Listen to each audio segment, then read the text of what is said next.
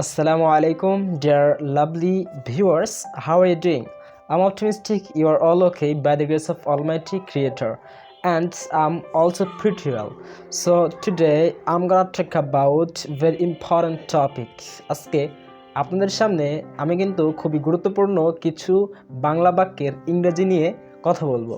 So don't skip the tutorial and try to keep watching the full tutorial to get full idea.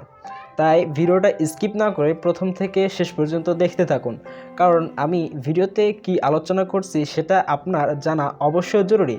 কারণ আপনি ইংরেজি learner, অর্থাৎ ইংরেজি শিক্ষার্থী, ইংরেজি শিখছেন, তো আপনার কিন্তু এই বাংলা বাক্যের ইংরেজিগুলো অবশ্যই জানা দরকার। যেমন আপনি বলেন যে আর কত খেলবো, আর কত গান গাইতে হবে, আর কত খাবো, আর কত খেলবো, আর কত ঘুমাবো, আর কত লিখবো। এ ধরনের বাক্য কিন্তু আমরা প্রতিনিয়তই দৈনন্দিন কাজে চলা হাঁটার পথে ব্যবহার করে থাকি, বাট আমরা জানি না যে এগুলোর ইংরেজি কী।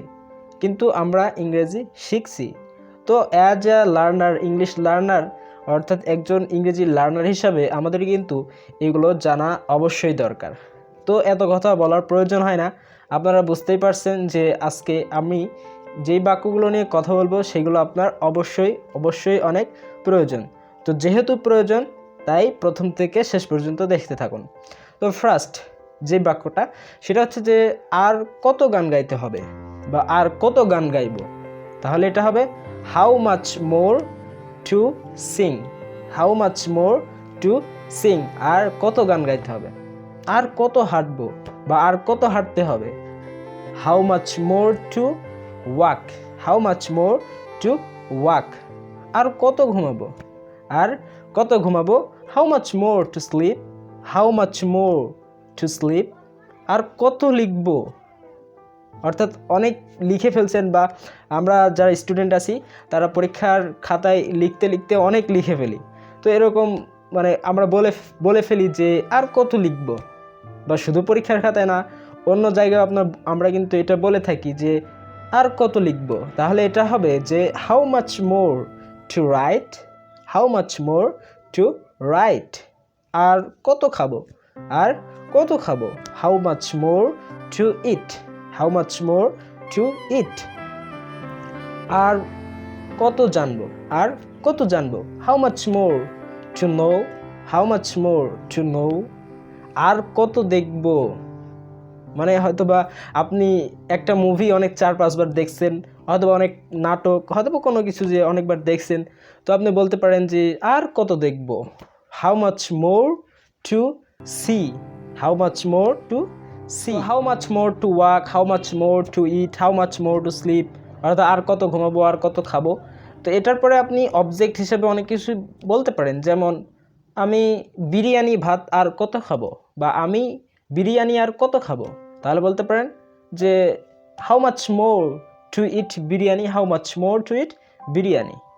যেমন এই চিঠিটি আর কত লিখব, এই চিঠিটি আর কত লিখব, how much more to write the letter, how much more to write the letter. তো আশা করি বুঝতে পেরেছেন যে আর কত ভাত খাবো বা আর যে কোনো কিছুই করব, এটা কিভাবে আপনারা সেন্টেন্স আকারে মেক করতে পারবেন। তো এই ভিডিওতে আমার মূল উদ্দেশ্যই ছিল এটা, যে আমরা আর কত খাবো, আমরা আর কত কিছু করব, এই বাক্যগুলো, বাংলা বাক্যগুলো আমরা কিভাবে ইংরেজিতে নিয়ে বলতে পারি সেটাই আপনাদেরকে বোঝানো। তো আশা করি আপনারা বুঝতে পেরেছেন। আর যদি বুঝে থাকেন তাহলে অবশ্যই ভিডিওতে একটি লাইক, কমেন্ট, শেয়ার আর সাবস্ক্রাইব করতে তো আমি আশা করি আপনারা ভুলবেন না। তো এরকমই আরও ইংরেজি শিক্ষণীয় ভিডিও পেতে আপনারা চ্যানেলটাকে সাবস্ক্রাইব করে রাখতে পারেন, পাশে থাকা বেল বাটনটিও বাজিয়ে দিতে পারেন। কারণ পাশে থাকা বেল বাটনটি বাজিয়ে দিলে একটাই সুবিধা হবে, সেটা হচ্ছে যে আমি যখনই এরকম শিক্ষণীয় ভিডিও ছেড়ে দিব, আপলোড করব ইউটিউবে, তখন আপনারা, অর্থাৎ আপনি সর্বপ্রথম দেখতে পারবেন এবং আপনি সর্বপ্রথম নোটিফিকেশনটা পাবেন। তো আর আপনি সবার প্রথমে দেখতে পারবেন এবং দেখে দেখে শিখে নিতে পারবেন মজার ইংলিশ, এবং সহজে ইংলিশ শিখতে পারবেন আমি আশা করি। তো ভিডিওতে এই পর্যন্তই, দেখা হবে ইনশাল্লাহ অন্য কোনো দিন অন্য কোনো ভিডিওতে। ততক্ষণ পর্যন্ত সবাই ভালো থাকবেন, সুস্থ থাকবেন। আসসালামু আলাইকুম।